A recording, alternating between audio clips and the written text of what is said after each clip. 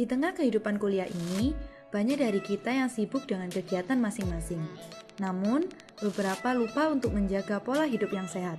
Salah satu cara menjalani pola hidup sehat adalah dengan mempunyai hobi untuk berolahraga. Olahraga mempunyai banyak sekali jenis. Namun, dari sekian banyak olahraga, kali ini kita akan melihat sisi dari olahraga bodybuilding.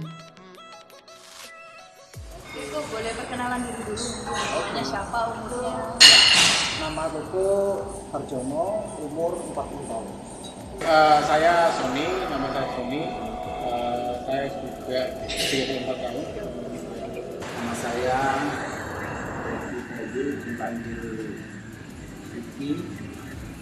Usia saya sekarang 5. Mulai pertama kali gym? Umur berapa ya?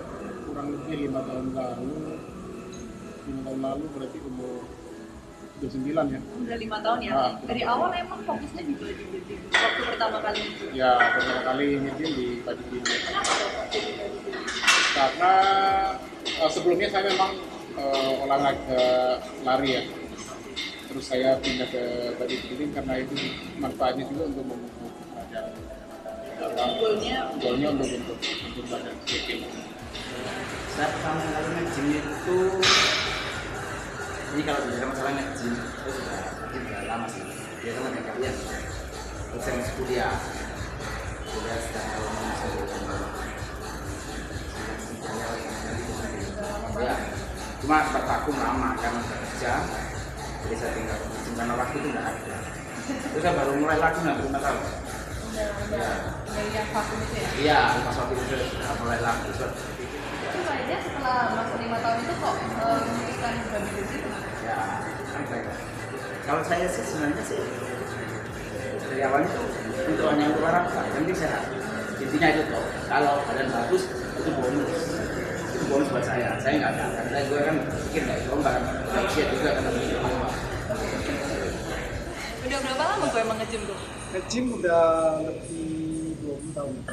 Oh, berarti udah mulai umur 20-an gitu? Ya, kira-kira segitu. Dari awal emang bodybuilding atau Dari awal emang begitu.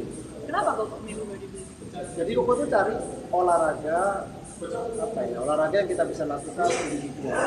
Bisa kita ngomong basketball itu harus pakai tim, minimal lu badminton aja harus 2 orang, kan?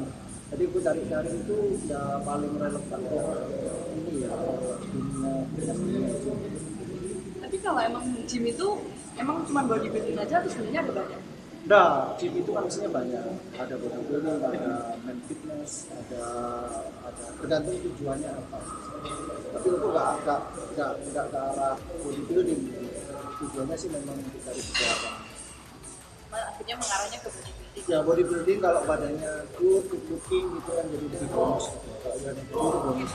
Udah 5 tahun ikut gym nih bodybuilding. Ada manfaat yang kok rasakan nggak selain badannya aja yang bagus? Tentu sehat, kita lebih sehat. Nggak pernah, kalau saya nggak nge-gym itu biasanya saya pijit. Tapi setelah nge-gym saya udah nggak butuh tukang pijit lagi. Malah nggak capek-capek ya Nggak capek. jadinya, walaupun olahraga terus gitu. Kalaupun olahraga malam istirahat terus ya pulih. Berarti dampak positifnya kira-kira apa aja kok dari bodybuilding? Dampak positifnya ya itu tadi. Jadi tujuan utama kita itu harusnya kan cuma cari kesehatan. Karena kan kesehatan itu mahal. Tapi kalau misalkan kita dapat badannya jadi gitu ya, enak dilihat itu bonusnya. Jadi tujuan utamanya memang untuk cari kesehatan. Emang berarti dari gym ini kita bisa juga meningkatkan kesehatan ya pasti? Pasti. Terus untuk dapat hasil yang maksimal kalau mau bodybuilding ya, emang apa aja sih yang harus dipersiapkan? Itu banyak sih kalau saya mungkin ya katakan mungkin kita beda ya akhirnya pendapat kita. Saya banyak tidak bisa gym itu maksudnya itu kita harus tetap gym. Bilangnya motonya itu pokoknya tidak ada dalam pakai gym supaya untuk mendapat badannya bagus loh, itu loh kalau saya. Kalau itu benar-benar yang dilakukan itu benar-benar fokus untuk itu kita ngambil istilahnya untuk cutting atau bulking, nah itu benar-benar harus kita fokus. Jadi caranya ya harus rutin ya? Betul, dan juga diet itu pasti ada. Harus makannya harus dikenal diet ya. Diet bukan makan kita nggak makan, tetap makan. Yang dimakan tuh harus nutrisinya itu apa dulu, misalkan protein berapa, terus vitamin C gitu. Untuk hasil maksimal tentunya yang pertama itu pola makan pasti ya. Karena gym ini kan cuma bilang ya 20-30% lah ya dari sini ya. Tapi kan yang paling penting jangan lupa kita punya 60% itu dari pola makan, pola hidup, sama cara latihan. Kalau misalnya orang kerja nih Bu, mungkin bisa dikasih tipsnya ya, untuk juga pola makan sama terutama pola tidur sih. Ya, gimana tuh caranya? Pola tidur itu minimal kan 7 jam, 7 jam sampai 8 jam kalau pola tidur. Kalau pola makan, aku saranin semakin lu tambah umur, semakin karbohidrat intake-nya yang dikurangi. Jadi nasi semakin dikurangi, karbohidratnya semakin dikurangi. Susah ya ngurangin nasi?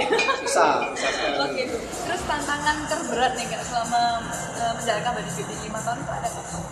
Apa ya? Kalau saya tuh latihannya itu ini yang harus dimotivasi sendiri. Itu tendangan saya. Kalau saya sudah datang malesnya, kadang-kadang kita kan rasa jenuh kan ada loh. Iya. Muncul tuh, kok gini-gini aja tiap kali kita angkat besi. Apalagi di anak ada yang ngomong kok besi kok diangkat, ngapain angkat gitu. Nah, itu kadang-kadang kita juga jenuh ya. Terus kita tiap kali datang tuh, kita seakan-akan kita tuh kayak kerjaan gitu loh.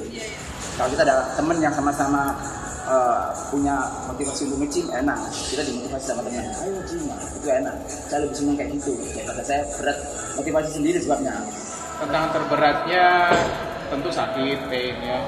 Pain, jadi kita juga harus siap untuk tahan ya, karena sakit saat latihan walaupun setelah latihan misalkan kita diet, kita nggak makan, misalkan nggak makan malam, kita harus konsisten. Nah, itu tantangan berat. Berarti emang harus dari diri sendiri ada konsistensi ya? Ya, Tantangan terberatnya sih mestinya nggak ada. Tantangan terberatnya tapi rata-rata kalau aku lihat itu banyak orang yang terus jadi apa ya, jadi nggak suka nge-gym lagi itu karena mereka taruh goalnya salah gitu. Mereka tujuannya nge-gym supaya badannya besar. Tapi supaya badan besar tidak ditunjang sama suplemen, sama cara latihan yang benar. Jadi mereka minta sesuatu yang impossible gitu, sesuatu yang mustahil gitu. Jadi menurut Koko itu mestinya kalau tantangan apa? Tantangan buat yang lainnya itu mesti set up goalnya yang jelas dulu. Jadi maunya dari apa? Kalau mau dari sehat kita fokus pada ini gitu. Tapi kalau memang badannya lebih bagus, kita itu bonus. Oke, berarti goalnya bukan untuk badannya jadi bagus, tapi kesehatannya dulu. Kalau memang mau badannya lebih bagus nggak apa-apa goalnya itu. Cuman jangan apa ya, jangan setengah-setengah gitu loh. Langsung ya ada modalnya, ada caranya, ada bikinnya, semuanya kita langsung harus bayar harga lebih gitu. ada harga lebih. Ada penyesalan nggak Kak selama ini? Maksudnya mungkin menyesal karena pernah vakum atau apa itu termasuk? Ya pernah. Saya sempat vakum pernah 5 tahun, hampir lebih malah 5 tahun. Ya mungkin karena saya sudah kerja, punya anak, terus pikiran ini mikir mana ya? Lagi masih kecil ya, mikir di rumah. Terus saya kan juga kerja, di rumah kajian, jaga. Oke, bagi waktunya itu yang saya bingung. Kalau sudah besar ini kan enak, kapan ditinggal kalau sudah sekolah wis bisa tinggal, saya kecil. saya setelah udah 5 tahun gym tapi 2 tahun out. Oh, sempat out juga? 2 tahun, nah itu yang kayak menyesal banget. Terus mulai ke gym lagi 1 tahun. Udah 1 tahun, jadi pas hari ini 1 tahun. Kenapa kok sempat out? Apa ada Kerja, tantangan? karena kerja. Apa jadi sudah semakin lama nih? Kalau jujur penyesalannya itu ya nyesel kenapa kok baru kenal 20 tahun yang lalu, harusnya lebih lama lagi. Oh, oke. Harusnya lebih lama lagi gitu ya, karena kan ini memang untuk apa ya, untuk kesehatan itu kan sangat penting gitu. Jadi memang yang Koko rasakan itu jarang sekali satu. Memang efek beneran. Efek sekali. Emang harusnya usia yang ideal untuk mulai gym itu berapa sih? Aslinya sih Koko sarannya mulai SMA sekitar umur 17, tapi dia nggak boleh heavy lifting. Jadi dia cuma angkat secukupnya masanya dia, karena kita takutnya dia masih ada masa pertumbuhan. Tapi setelah nanti dia umur 22, 23, 24, 25 dia boleh angkat. Karena kan banyak tuh yang bilang kalau misalnya masa pertumbuhan kan nanti badannya jadi susah tinggi. Iya, Itu memang resiko ya? Betul. Dan oleh karena itu pada saat masa pertumbuhan itu Koko sarannya ini mungkin cuma untuk muscle-nya supaya lebih glowing aja. Bisa diatur. Saran nih Kak mungkin buat teman-teman yang seumuran saya nih terutama nih yang ingin nge-gym mungkin. saran aja ya apa ya, pokoknya intinya itu kita olahraga. Jadi olahraga apa aja itu yang penting olahraga untuk membakar kalori. Kalau cewek kan makanya kan dia pasti kan berat tuh, paling yang gendong gitu kayak main kebantingan tapi kan berkompetisi. Nah itu haruslah, pokoknya yang penting olahraga. Ya kalau memang dia itu kan banyak pilihan sih untuk kita bisa memilih olahraga yang tepat ya untuk kita sendiri. Tapi kalau memang kita mau supaya olahraga terus dapat fit, terus nanti dapat bodinya di saving bagus, ya saran saya nge-gym atau bodybuilding sih. Jadi kalau mau bodybuilding mulai dari lebih muda lebih bagus lagi. Terakhir banget. Apa sih yang kira-kira perlu disiapkan nih dari mungkin mentalnya atau apa sebelum mereka akhirnya memutuskan untuk gym dan bodybuilding? Biasanya yang disiapkan orang awal itu mentalnya sih, terus yang kedua itu mungkin waktunya, mungkin mikir kalau kesini mungkin 2 jam, 3 jam, 5 jam untuk latihan. Jadi yang disiapkan itu terus mungkin untuk awal-awal untuk yang masih pemula saran saya sebaiknya pakai PT personal trainer, karena kalau datang nggak pakai PT kita nggak tahu mau dilatih apa karena alatnya kan banyak. Jadi itu kayak siapkan budget sekian untuk PT. Tema PT itu Ya diperlukan kalau untuk awal pemula harus. Kalau enggak sampai nge-gym berapa tahun pun nggak akan ada hasilnya. Iya, kurang ada hasil. Luar biasa sekali sih ya. Kalau saran Koko, satu, kamu mesti kasih passion. Apapun yang kita lakukan kita harus kasih passion. Percuma dong kita lakukan tapi kita nggak ada passion, itu nomor 1. Dan nomor 2, kamu mesti sadar goalnya apa. Lu lakukan sesuatu itu lu mau dapat apa, goalnya apa. Setelah lu punya passion, lu punya goal, maka yang ketiga lu bakal tahu caranya gimana. Gitu. Lu punya itikat untuk cari tahu caranya supaya achieve your goal gimana. Itu aja sih, cuma 3. Bisa disampaikan juga kok gimana caranya cari tahu lebih banyak.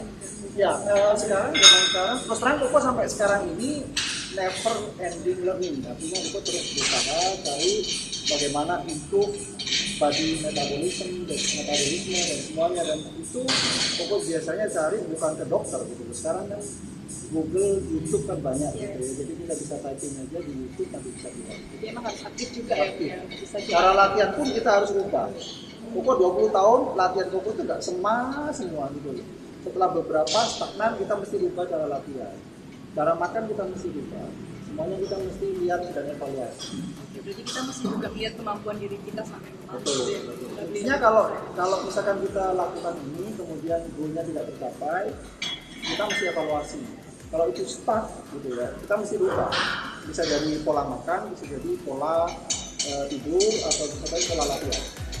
Gitu. Simple. Memang, menjalani pola hidup yang sehat itu tidak mudah. Tetapi bukan berarti tidak mungkin, karena semuanya dimulai dari diri kita masing-masing.